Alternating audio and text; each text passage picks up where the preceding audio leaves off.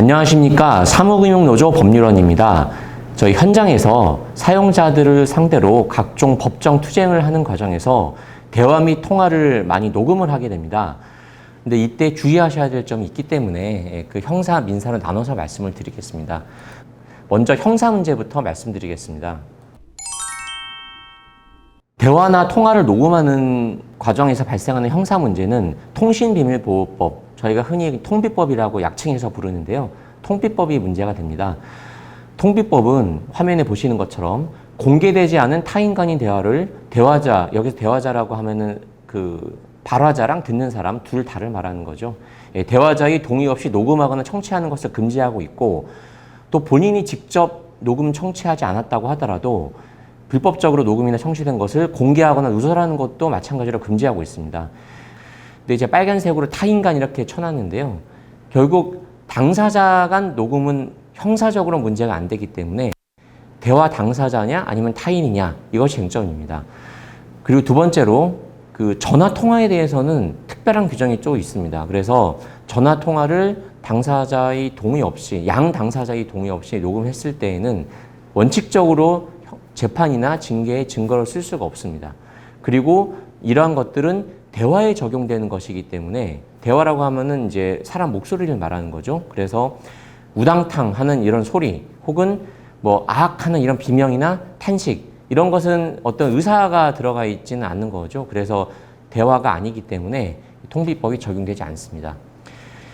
구체적인 사례를 통해서 좀 살펴보겠습니다. 첫 번째 사례는 택시기사가 뒤에 탄 두 명의 승객들에게 대화를 좀 유도하면서 그 두 승객 간에 굉장히 사적인 대화가 좀 이루어지도록 했는데요. 이것을 그 승객들이 동의 없이 촬영하고 녹음해가지고 실시간으로 인터넷에 생중계한 것입니다. 사실 뒤에 탄 승객 두 명은 정말 황당했을 만한 사건인데요. 예, 정말 황당하죠. 택시 운전기사 택시 탔는데 택시 운전기사가 가끔씩 질문하면서 얘기하니까 호의에 의해서 우리 둘 사이 관계는 어떻고 결혼은 언제 하고 이런 얘기를 하고 있는데 이것이 생중계되고 있다고 하니까 사실 얼마나 황당하겠습니까? 이 부분이 이제 기소가 됐습니다. 쟁점은 앞에 탄 그 택시 운전기사가 이 대화의 당사자이냐 아니면 타인이냐 이것이 쟁점이었는데요. 1심하고 2심에서는 제3자로 봐서 동의 없이 녹음한 것이기 때문에 형사적으로도 처벌해야 된다 이렇게 유죄를 선고했습니다. 근데 대법원에서는 이 대화의 주제나 이런 게 뭐 그 운전기사 즉 A에 관한 사항은 아니었지만 어쨌든 중간중간에 가끔씩 끼어들면서 대화도 유도했고 그 질문에 이제 답변을 적극적으로 이 승객들이 하는 과정에서 대화가 이루어진 것이기 때문에 이 운전기사인 A가 대화에서 완전히 벗어나 있진 않았다 이렇게 봐서 당사자에 해당한다고 봤습니다. 그래서 이제 무죄로 선고가 됐고요. 다만 이제 그 대법원 판결에서도 민사적인 손해배상 책임은 부담할 수 있다는 취지로 판시가 되어 있습니다. 두 번째 케이스는 스피커폰을 통화하는데 그 스피커폰 통화를 녹음한 사람이 통화 당사자가 아니라 통화 당사자 한쪽의 동의를 받은 다른 제3자였습니다. 근데 그 제3자가 그 이제 스피커폰 통화의 어느 한쪽하고 좀 합의를 해가지고 실질적인 어떤 이해관계를 가지고 있던 사람은 스피커폰 통화 당사자인 B였는데요. 녹음 자체를 B가 한 게 아니라 이제 B 부탁에 의해서 합의한 A가 녹음한 것이죠.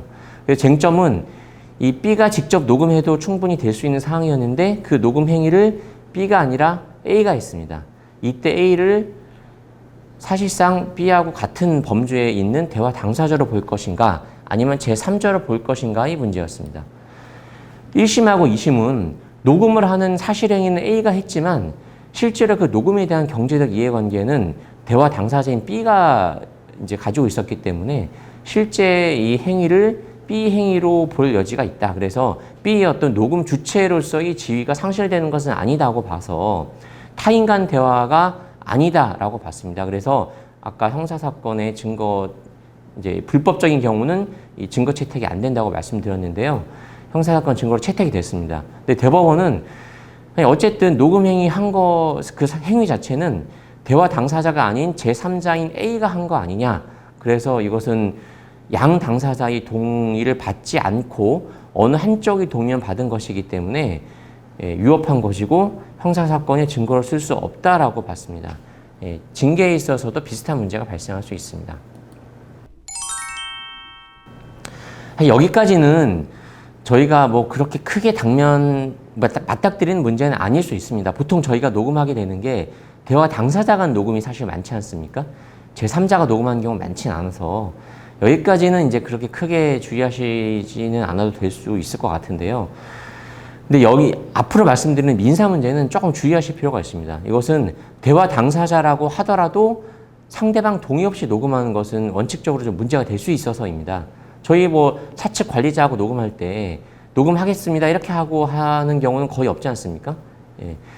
이런 민사가 문제가 되는 이유는 이 음성권이라는 거, 이 목소리 자체도 그렇고 이 대화의 내용도 그렇고 그 자체가 인격권이 한 영역으로 보호가 되고 있기 때문입니다. 흔히 저희 초상권 이러면 많이 이제 인식을 하시는데 음성권 이런 거 약간 좀 낯설죠. 근데 사실은 양자가 원칙적으로 같은 겁니다.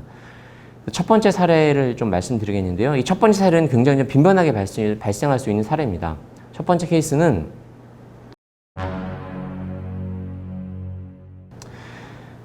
어느 회사하고 임대차 관련된 법률 분쟁을 겪고 있는 사람이 있었어요. 근데 그 회사에 재직하고 있다가 사직한 이제 B라는 사람이 있었는데요. 그 사람하고 아까 임대차 관련된 법률 분쟁을 겪고 있는 A가 원래 친분이 좀 있었습니다. 그래서 자기 민사소송, 임대차 보증금 반환 소송의 증거를 사용하려고 이제 친분 관계를 이용해가지고 그 C 회사하고 C 회사에 재직 중이던 당시에 그 여러 가지 사실관계에 대해서 B에 대해서 물어봤어요. B가 그러면 뭐 사실 본인이 직접 그 사건 임대차 관련 소송의 당사자도 아니고 그러기 때문에 그냥 아는 대로 다 얘기를 해준 거죠.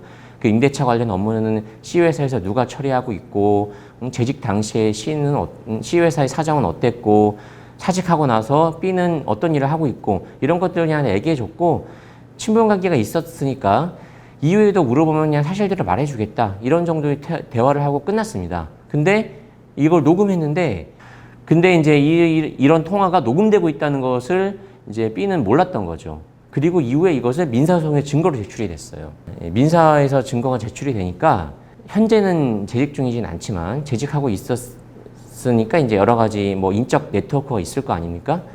이제 그런 사람들하고 관계가 좀 불편해지기 시작한 거예요. 그리고 사직한 이후에도 좀 비슷한 영업을 하고 있었는데 영업에도 약간 지장이 생겼던 거고 그래서 동의 없이 녹음했다는 이유로 손배 청구를 했습니다.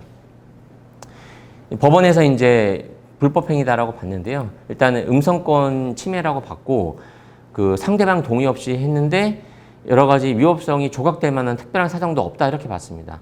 화면 보시면은 일단 보호 영역이 사생활에 한정되는 것도 아니고 대화 내용에 사생활에 가는 것도 있었습니다. 그리고 이 녹음을 당한 이 B가 당사자도 아닌 소송의 증거로 제출이 됐어요. 그러니까 약간 B 입장에서는 좀 황당할 수 있는 거죠.